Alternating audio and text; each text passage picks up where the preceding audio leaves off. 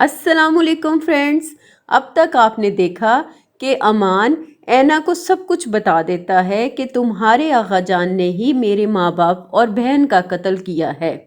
इस बात पे वो बहुत गुस्सा करती है। फिर ऐना अमान से कहती है कि मुझे तुम्हारी किसी बात पे यकीन नहीं है, मैं दरिया बाग जाकर खुद सच्चाई का पता लगाऊंगी। तो अमान उसे दरिया बाग ले जाता है। वहाँ जाके ऐना की नज़र जब अपने घर पे पड़ती है तो वो महसूस करती है जैसे उसकी माँ उसे बुला रही है।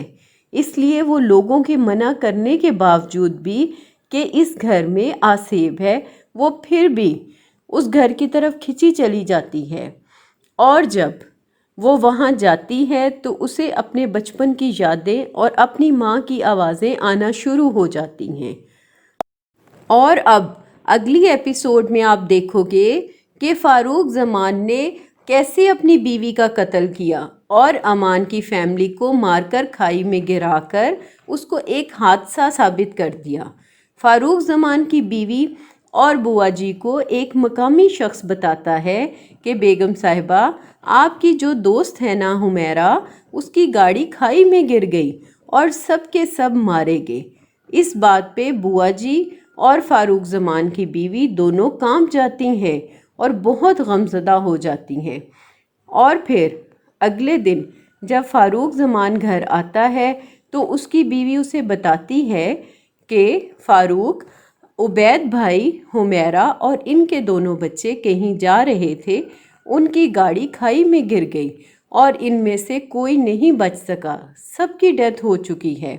इस बात पे फ़ारूक ज़मान बड़े अफसोस से कहता है कि हाँ, मुझे पता चला है, इन बेचारों की गाड़ी खाई में गिर गई।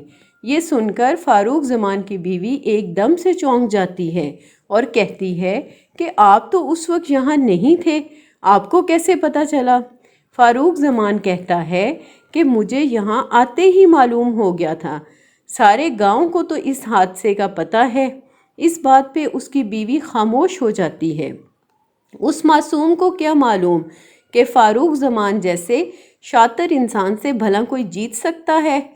और फिर रात को फ़ारूक ज़मान बहुत राजदारी से अली बख्श से पूछता है कि पक्की प्लानिंग थी ना? तो अली बख्श कहता है कि माहिर से माहिर अफसर भी तफ्तीश कर ले तो वो भी ये नहीं पकड़ सकता कि ये हादसा नहीं, कत्ल है। इसी वक्त फ़ारूक ज़मान की बीवी वहाँ आ जाती है और वो उन दोनों की बातें सुन लेती है। तो वो हैरान रह जाती है ये सुनकर कि हुमैरा की फैमिली का कत्ल हुआ है और उसके अपने खामन ने ही ये सब किया है। ये सुनकर वो कांप जाती है। फिर अली बख्श कहता है कि साहब, पक्की प्लानिंग थी ना? जिस पे फ़ारूक ज़मान कहता है कि कोई भी काम करने के लिए प्लानिंग बहुत ज़रूरी होती है। इसी वक्त उसे दरवाजे के पास एक साया महसूस होता है। वो ये कहते कहते आगे बढ़ता है कि मेरी 2 आंखें आगे हैं और 2 पीछे। और फिर वो एकदम से दरवाज़ा खोल देता है। दरवाजे के बाहर खड़ी उसकी बीवी उसे आते देखकर डर जाती है और कहती है, क्यों किया आपने ऐसा फ़ारूक?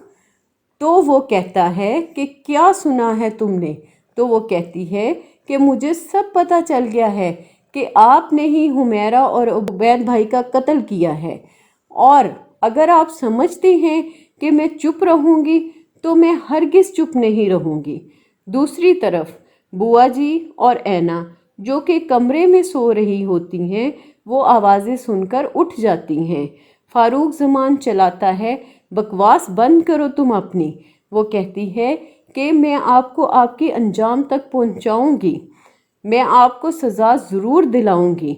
भेड़िए हैं आप, मैं अपनी बेटी लेकर यहाँ से चली जाऊंगी।